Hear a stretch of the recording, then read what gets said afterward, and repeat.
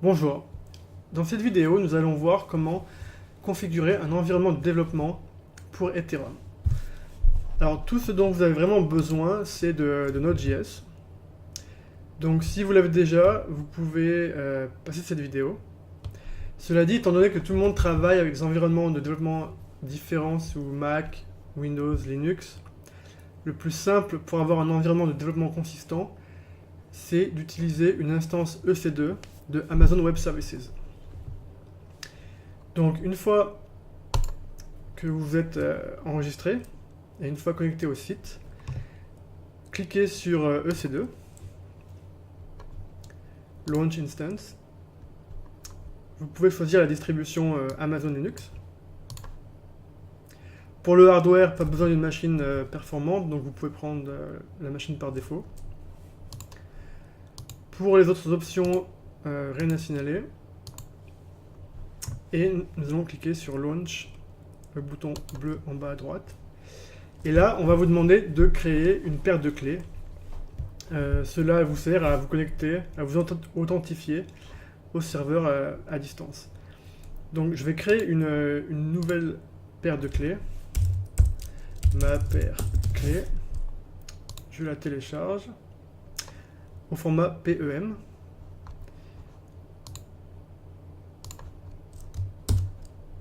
Je vais la mettre sur le bureau et lancer mon instance. Donc pendant que mon instance se lance, il faut que je vous explique. Si vous êtes sous Mac, vous pouvez utiliser SSH pour vous connecter directement au serveur en utilisant la clé au format PEM. Mais si vous êtes sous Windows comme moi, ben, il faut utiliser PuTTY, qui lui a besoin d'une clé au format PKK. Donc il faut modifier ce fichier, le transformer en PKK. Et pour cela, on peut utiliser PuTTyGen qui est livré avec l'installation de PuTTY. Donc c'est très facile. Tout ce qu'il y a à faire, c'est de choisir ma clé. Donc prenez bien tout format ici.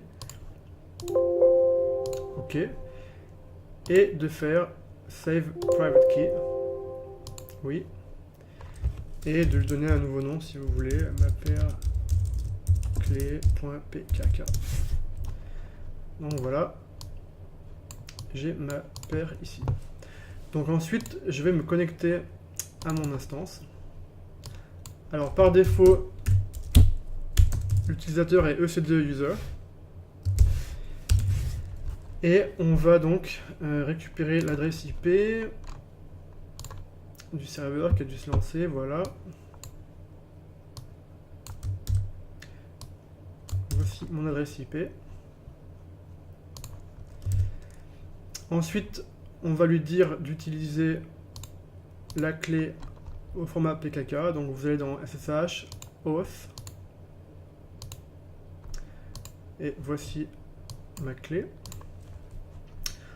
Ensuite, quelque chose de très important, on va utiliser un outil qui s'appelle Ratom. Alors je vais utiliser comme IDE Atom, mais je vais installer un package Ratom sur le serveur et le package local Ratom pour mon IDE local. Donc il faut que je fasse du port forwarding. Donc je veux utiliser localhost sur 52.698, le port de Ratom.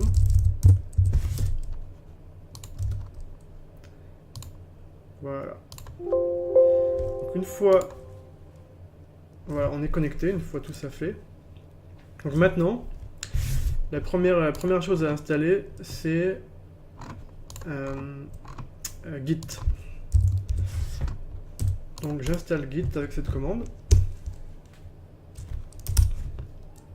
C'est assez rapide. Ensuite, nous allons lancer l'installation de Homebrew. Voilà.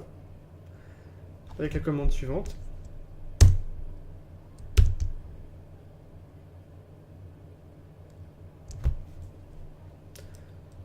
Ça prend un petit peu de temps.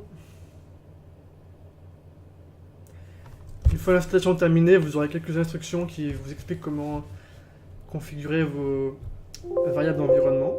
Voilà, c'est expliqué ici. Donc tout ce que vous avez à faire, c'est reprendre ça et ça. Donc normalement, on devrait être bon. Which brew, c'est bon, on est configuré. Ensuite, on va installer les outils de développement avec cette commande.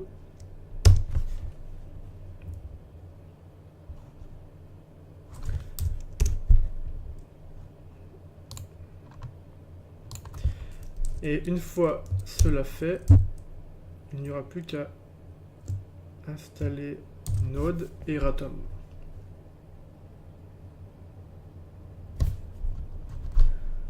Alors, je vais lancer mon Atom local.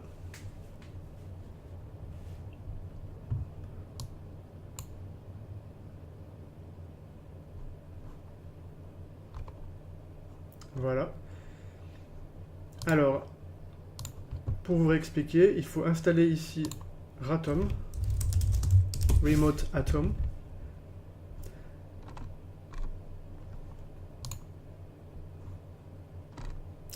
Que je ne vois pas. Ah voilà. Remote Atom. Donc il faut installer ce package. Et ensuite, on va installer Ratom sur le serveur. Donc voilà, ici on a terminé d'installer les outils de développement. Et je lance l'installation de Node. Donc en fait, Ratom c'est vraiment pratique. Vous pouvez utiliser un environnement de développement local et il va automatiquement modifier les fichiers sur le serveur.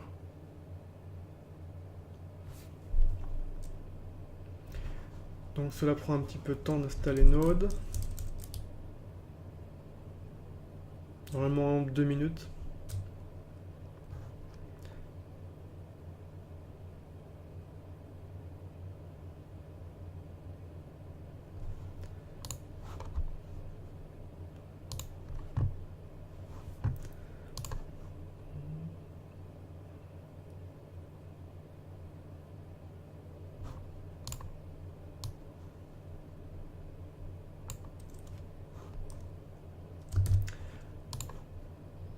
On devrait presque y être.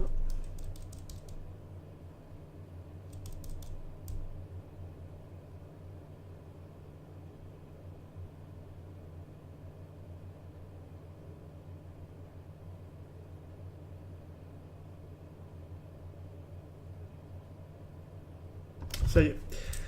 Donc pour vérifier le bon vieux Node-version, voilà, version 8.4, on est bon. Donc dernière étape, comme je vous disais, installer Ratom. Voilà, c'est très rapide. Donc maintenant, tout ce que j'ai à faire, c'est, imaginons, je crée un nouveau fichier, test.txt, je tape Ratom, le nom du fichier, et il s'ouvre dans mon IDE local. Ensuite, il suffit de sauvegarder, CTRL S, et le fichier est automatiquement sauvegardé sur le serveur. Donc je mettrai dans les commentaires toutes les instructions que j'ai utilisées. Et je vous retrouve dans la prochaine vidéo où on va vraiment commencer à jouer avec Ethereum. Merci.